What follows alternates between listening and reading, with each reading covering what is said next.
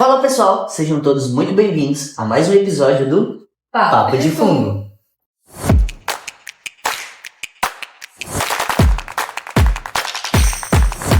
Para quem não me conhece, meu nome é Caio Dourado Barbosa, sou um dos apresentadores aqui do podcast. E hoje, juntamente com Heloísa Farias, que também é apresentadora, nós vamos falar um pouquinho sobre um assunto muito importante, mas que demorou um pouco, para ganhar uma certa notoriedade, que é a conservação de fungos no Brasil. Pois é, pessoal. Hoje o nosso episódio vai ser baseado em um artigo que foi publicado nesse ano, em 2025, na revista Perspectives in Ecology and Conservation, que tem o título O Brasil como ator global na conservação de fungos. Uma rápida transição da negligência para a ação. Esse trabalho ele foi publicado, Elo, por pesquisadores brasileiros. É um artigo muito importante. E são 26 autores no total. Entre eles, o primeiro autor é o Ricardo, o Elisandro Ricardo Dreschley Santos, mais conhecido como Dreschley Santos, e teve colaboração com mais outros 25 micólogos, incluindo também micólogas mulheres, pesquisadoras mulheres. Entre elas temos Larissa Trevelé Pereira, a Tiara Cabral, Tiara Souza Cabral, o Nelson Menoli Júnior, Aristóteles Góes Neto, Diogo Costa Rezende e muitos outros pesquisadores que comporam esse trabalho. É isso mesmo. E é importante, pessoal, falar para vocês, esse é o primeiro episódio que a gente vai falar sobre artigos científicos. Então a ideia desses novos quadros é a gente trazer esses artigos de uma forma mais acessível, simplificada, focando nas ideias principais desses artigos. E aí, para quem não tem muita familiaridade com isso, só explicando, esses artigos, eles são a base para os nossos estudos. Então, a gente faz o doutorado, mestrado, graduação, a gente precisa se atualizar dos temas em relação à micologia e a gente procura esses artigos para ler e justamente se atualizar. Então, geralmente, esses artigos, eles são publicados em revistas internacionais. Então, geralmente, eles estão em inglês, E aí, é por isso que a gente teve essa ideia de trazer esses artigos dessa forma mais simplificada para vocês. Exatamente, Elo. E esse título do artigo, ele já diz tudo, A gente passou anos aí ignorando os fungos, como a gente sempre fala aqui nos episódios, e agora, finalmente, a gente começou a agir com esse processo de conservação. Isso mesmo, e foi recente. O artigo foi publicado ainda neste ano. Mas, antes de falar de conservação, Elo, vamos lembrar o papel dos fungos no meio ambiente, A gente já falou em alguns episódios. Para quem não assistiu, a gente tem um episódio falando sobre o que danado é fungo. E eu acho muito importante a gente falar sobre eles, como eles atuam na natureza. Então a gente sabe que os fungos, praticamente sem eles não existiria vida na Terra, não é mesmo? Ou melhor, provavelmente eles nem existiriam. Isso, e é importante falar sobre isso porque até mesmo no artigo, os autores, antes de falar, obviamente, da conservação, eles vão ali introduzir o que são os fungos. Então, eles são, os agentes, como a gente já sabe, lembra de assistir o episódio anterior, do que danado é fungo, que eles são ali os recicladores da natureza. Então, eles vão decompor matéria orgânica, formar o solo, tem associações com plantas e fungos, tem tanta coisa, inclusa nesse meio, que é muito importante a gente relembrar a importância deles. Eles são a base ali de tudo, que a gente tem hoje. Exatamente. E além de tudo isso, Elô, os fungos também eles estão na nossa alimentação. Eles estão na comida, nos remédios, na bebida. Então, assim, aquele pãozinho, aquela cerveja, todos nós sabemos que existem fungos ali presentes, Então, não é apenas aquela história de fungo só é mofo, é micose. A gente já está desmistificando isso, A gente falou um pouco disso também no episódio. E o artigo ele também menciona a importância econômica desses organismos, Como, por exemplo, produção de enzimas, medicamentos, biocombustíveis. O interessante, Elo, que o trabalho, ele traz uma estimativa global da indústria, o que me surpreendeu muito. Eu não sabia que os fungos eles tinham tanto potencial econômico.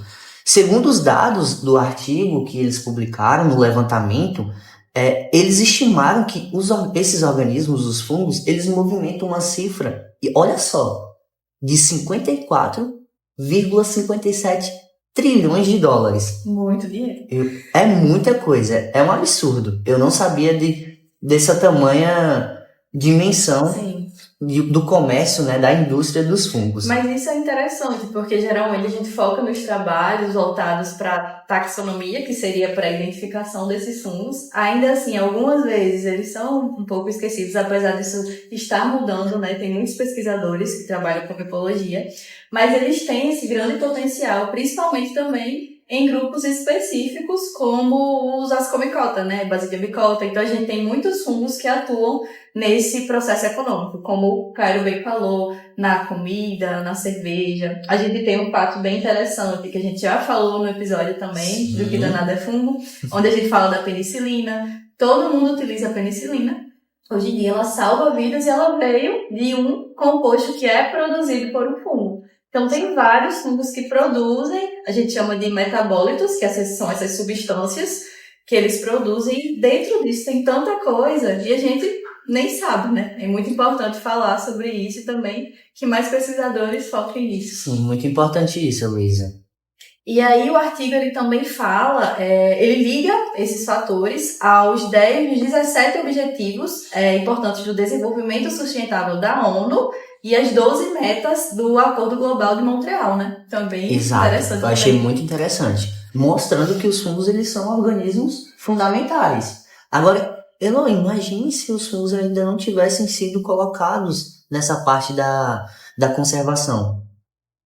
Olha o tanto de dado que a gente tá perdendo, né? A gente perdeu nesses últimos anos, não incluindo os fungos como organismos viáveis no processo de conservação da natureza. Apesar dessa grande importância, né, que eles apresentam, infelizmente, eles ainda são um pouco esquecidos e ficam de fora dessas políticas de conservação. Então, o que é que a gente vê quando a gente fala de conservação e extinção? A gente vê muitos animais, né, que estão ali em ameaça de extinção. A gente sempre vai focado, talvez, em mamíferos.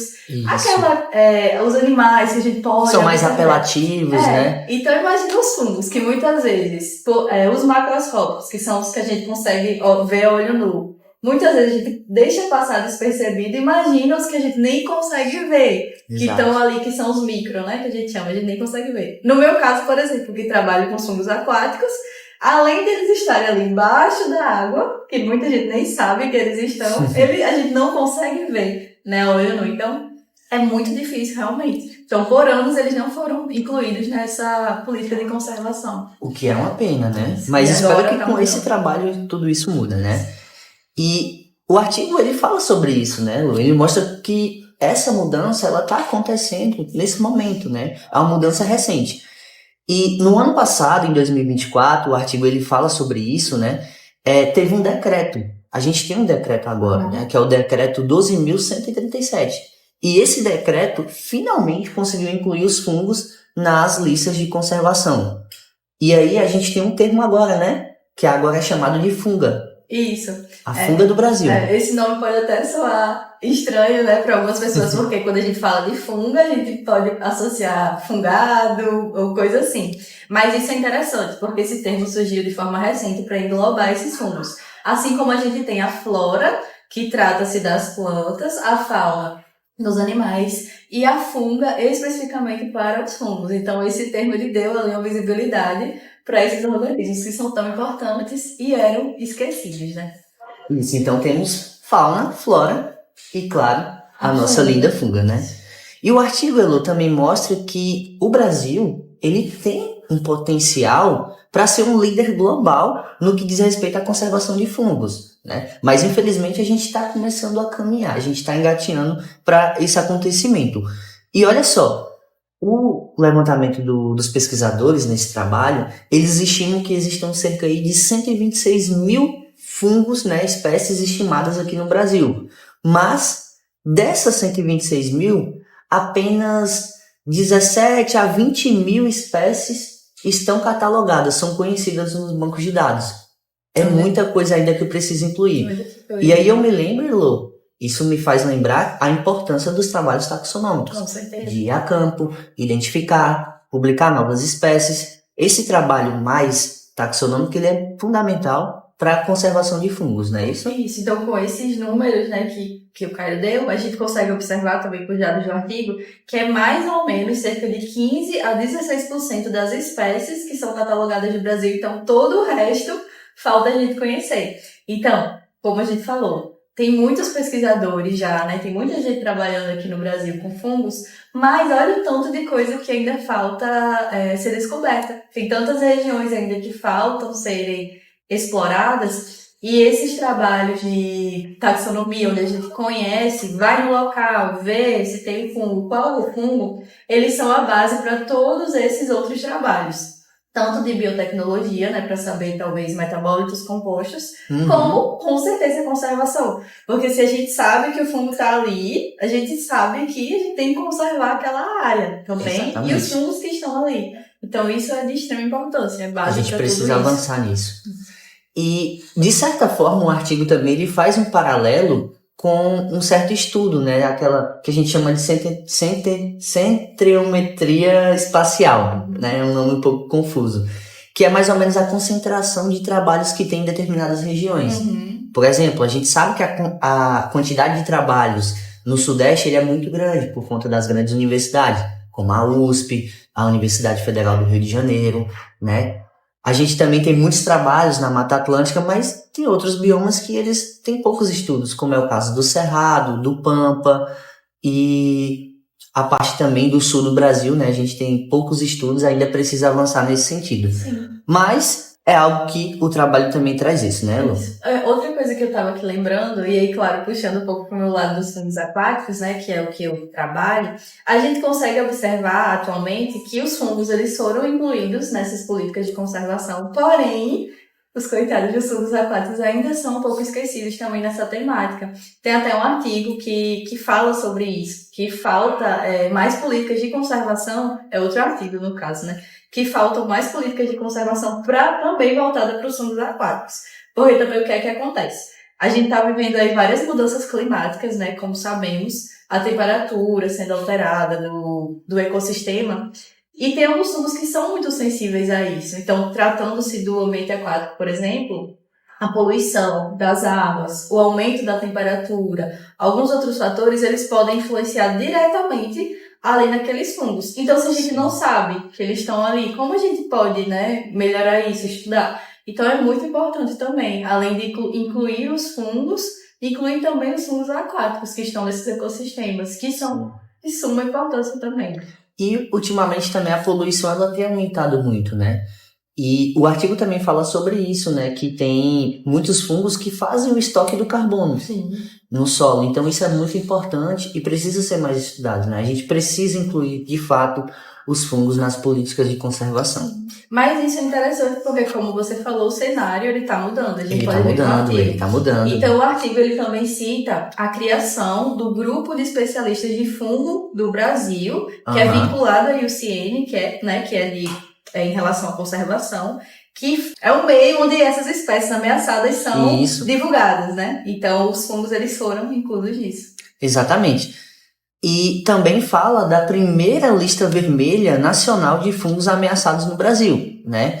E da coleção de fungos ameaçados do Brasil também. Então, ele cita esses dois órgãos que são importantes, que colocam os fungos a grupo aí, para que a gente possa ter um olhar um pouco mais sensível sobre esses organismos e ter conhecimento também de quem está em ameaça, em extinção, e quem está ali, né, em processo de ser extinto, de extinção ou algo do tipo. Isso, como tudo isso é muito recente, né, a gente tem muita coisa ainda para descobrir, mas a gente já vê que é um avanço enorme. Então a gente vê esse trabalho como um panorama geral da conservação de fungos no Brasil e espero também que outros trabalhos foquem nisso, né? Mas, pela primeira vez, esses fungos eles estão sendo levados em consideração nesse processo de conservação. Então, por isso, a gente quis trazer esse artigo, por ser algo inovador e novo nessa área dos fungos, né? Onde eles estão sendo incluídos nisso. E antes não eram. Um grande avanço. Mas, assim, temos ainda muita coisa a avançar, né, Lu? Avançar isso. E a gente sabe que falta especialistas, querendo ou não, né? A gente tem um país com muitos micólogos, mas ainda falta especialistas. A gente precisa de mais investimento de dados. Precisamos também saber como que essas espécies estão distribuídas no Brasil. Muitas vezes falta dado nas plataformas da geolocalização, o tipo de substrato. Então, por isso que o trabalho taxonômico ele é muito importante, né?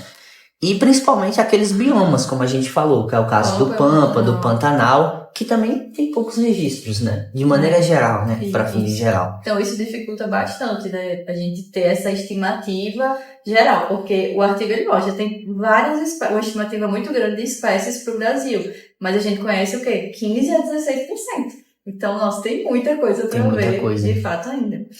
E outra coisa interessante que na discussão do artigo eles tratam é a importância, além disso tudo, dessa publicação dos trabalhos, da educação micológica. Então, ele fala sobre a gente combater a micofobia, né? Que seria esse medo e preconceito que as pessoas têm em relação aos fungos. Que eles não, como se eles não fossem aliados, mas fossem apenas inimigos, dimorfos, doenças. Então, isso a gente trata muito aqui no podcast, né?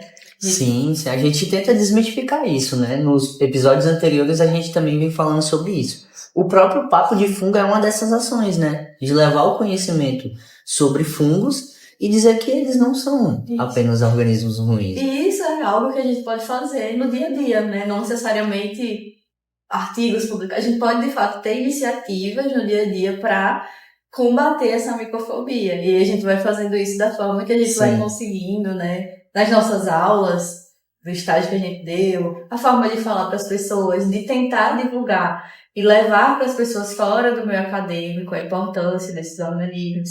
Então, acho que tudo isso também é muito importante e caminha lado a lado das nossas pesquisas. Sim, concordo com você, Lu. Para as pessoas poderem entender, né, quem são esses organismos e a importância deles.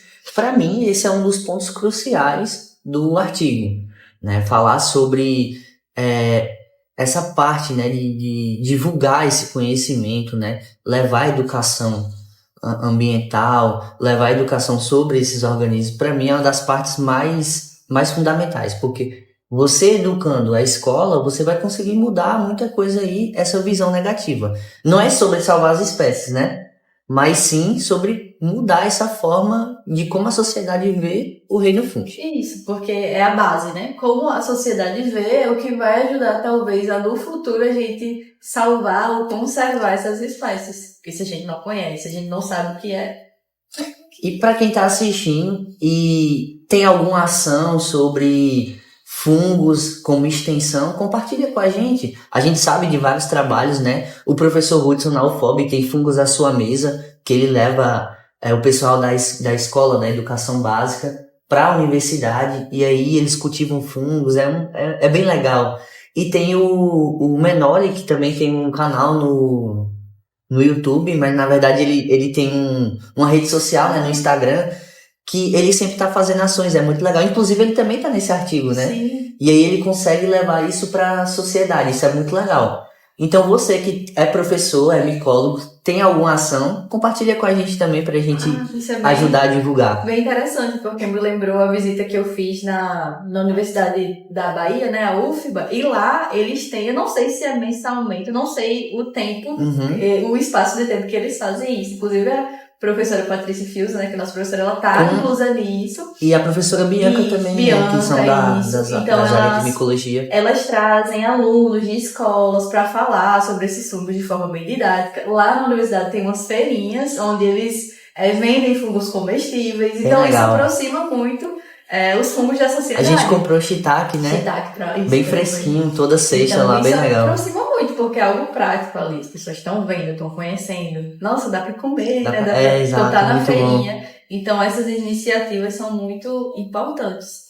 Porque a gente vê que, no fim das contas, né, com a conclusão do artigo, e também a conversa que a gente tem aqui, proteger os fungos não é só sobre proteger os fungos, mas proteger tudo que os envolve, todas as relações e todos os ambientes, né? As florestas, os alimentos, inclusive o ar que a gente respira. Então não é só sobre os fungos, né? Eles são a base para tudo isso. São a base de tudo. E eu vejo os fungos como os bastidores da vida, Lu. Porque eles aparecem em todos os lugares, né? Eles estão em todos os cantos. Mas sem eles, esse show não acontece. Isso, é como se eles estivessem escondidos, né? Mas eles são a base para tudo isso. E como a gente falou no início, o Brasil, com esse potencial de espécies, o Brasil ele tem uma oportunidade única de ser referência nesse processo de conservação.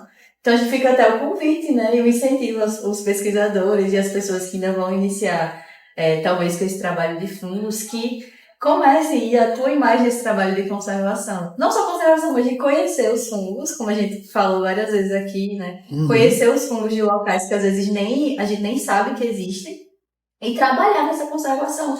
Todos os trabalhos que a gente faz, né, tipo, até hoje, por exemplo, no meu doutorado, conhecendo os fungos que estão na Amazônia, com certeza isso pode ajudar no futuro a outra pessoa que vai atuar lá, estudar lá, conhecer a área e também futuramente, talvez, em uma demanda de conservação. É muito importante. Isso é muito importante, né? E esse foi o bate-papo de hoje, né, Lu? Isso. Esse artigo é muito interessante. A gente vai deixar o link aqui na descrição desse trabalho, para quem tiver interesse. É um trabalho muito bem escrito, tá bem legal, bem atualizado, né? Os dados.